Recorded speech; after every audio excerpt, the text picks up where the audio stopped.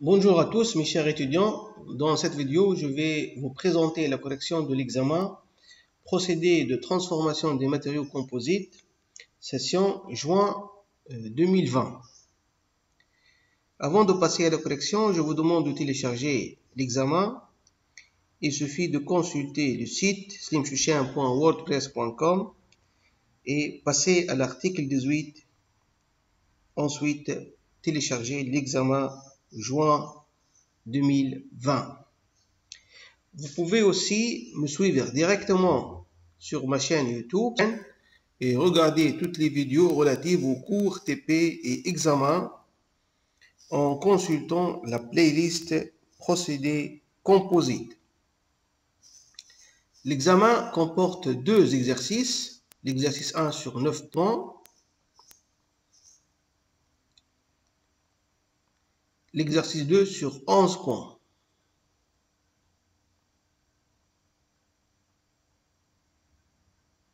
Je vais commencer par l'exercice numéro 1. Première question, pour les applications de tableau ci-dessous, déterminer le procédé de fabrication adéquat selon le type de l'application. Alors, pour le bateau, le procédé adéquat, c'est le moulage au contact. La pultrusion pour l'abri bus. Le moulage au contact pour le nez de TGV.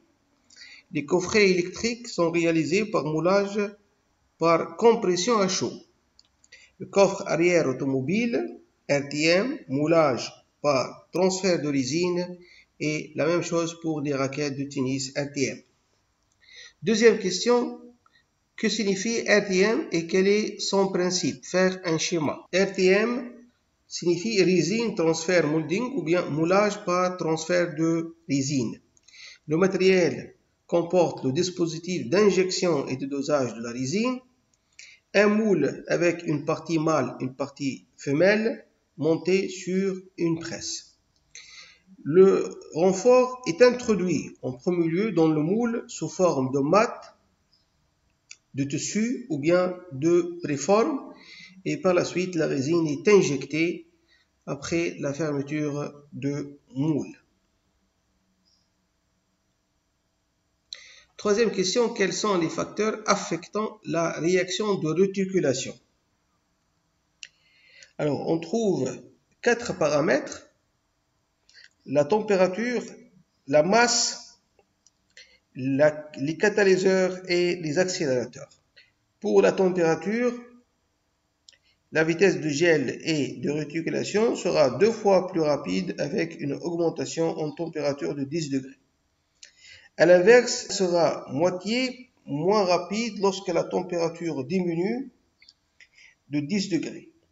Alors, si la température est trop basse, le polyester risque de ne jamais durcir correctement. Deuxième paramètre, la masse. La quantité ou bien la masse ou bien l'épaisseur de résine et la forme affectent la vitesse de réticulation. Une coulée épaisse réticule plus vite qu'un stratifié fin avec faible épaisseur, car elle conserve mieux la chaleur de l'exothermie. Les stratifiés très fins peuvent avoir besoin d'une source de chaleur externe pour réticuler correctement. Troisième paramètre, les catalyseurs. Le type et la quantité de catalyseurs sont déterminés par la résine et les conditions de durcissement. Les fiches techniques recommandent certains catalyseurs avec les quantités à utiliser.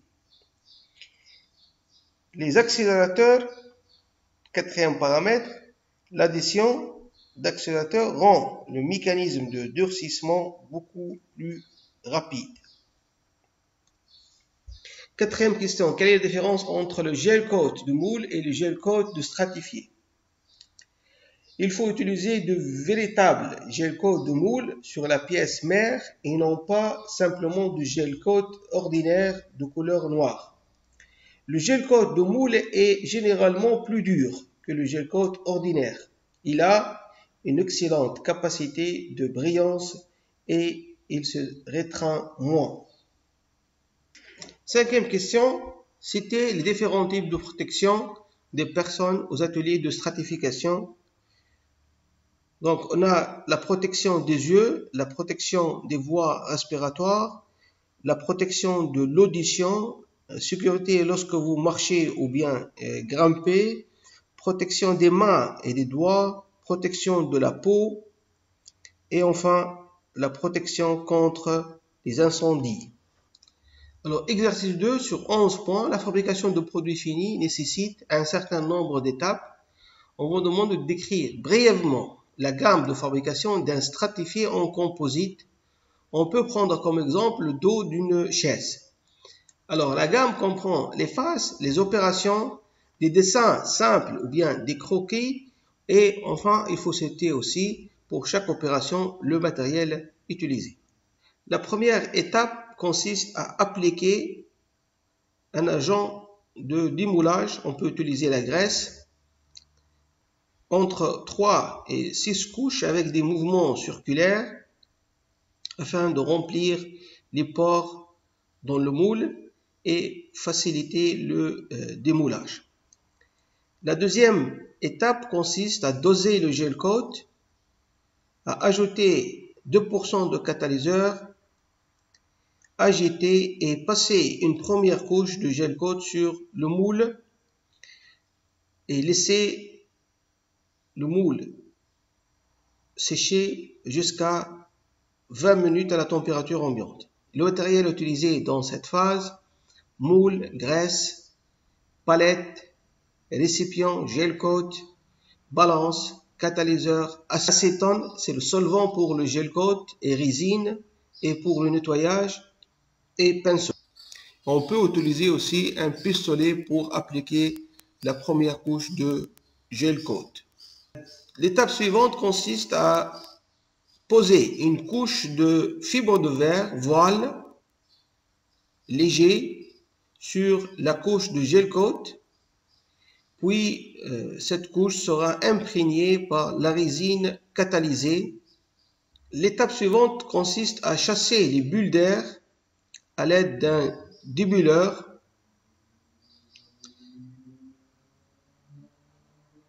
Puis on peut appliquer une série de couches successives, pose de mat ou bien tissu avec un grammage supérieur à 300 g par mètre carré, suivi par une imprégnation par la résine.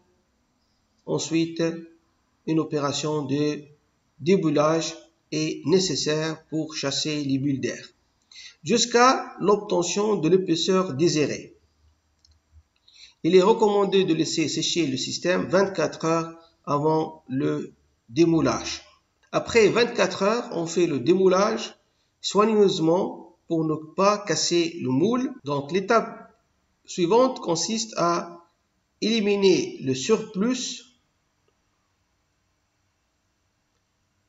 Appelez cette opération ébavurage. On peut utiliser une meule à disque ou bien une scie métallique. L'étape finale consiste à faire le polissage, nettoyage et peinture.